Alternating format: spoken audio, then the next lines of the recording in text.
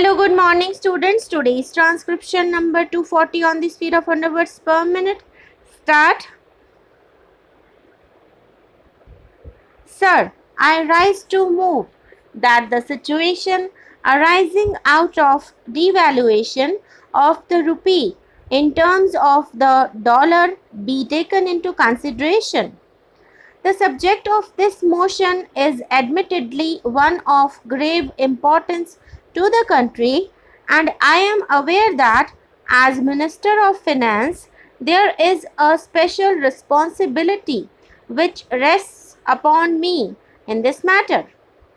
I feel, Mr. Speaker, that the best way in which I can discharge this responsibility to the House and to the country is by placing before the House a true, clear, unvarnished picture of the situation as I see it.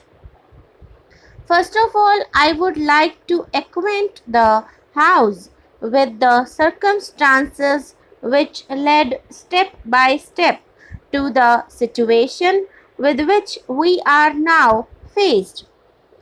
I would like to take the House back to about 4 months ago when, on account of the severe drain upon the dollar resources of the countries included in the sterling area, there began rumors in Europe and particularly in America that it would be impossible for the pound sterling, which stands as the master currency of this area, to maintain any longer its exchange value.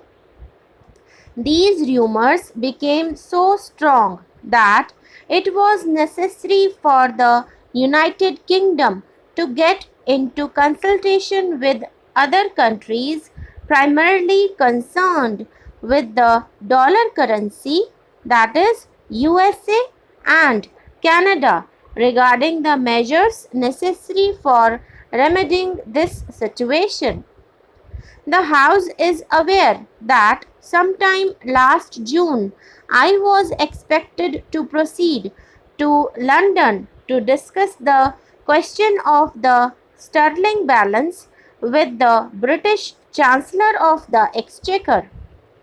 I was due to have started from Delhi somewhere about the 20th June, the official delegation from the country having gone there a little earlier.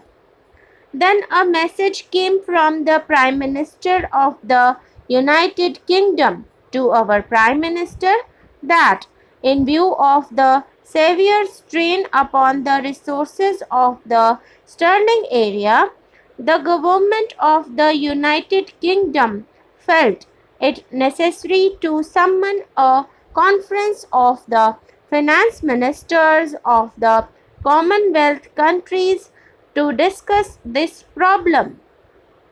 That conference was scheduled to take place sometime in the first week of July and in consultation with the Prime Minister. Therefore, I decided to postpone my visit to London until early in July.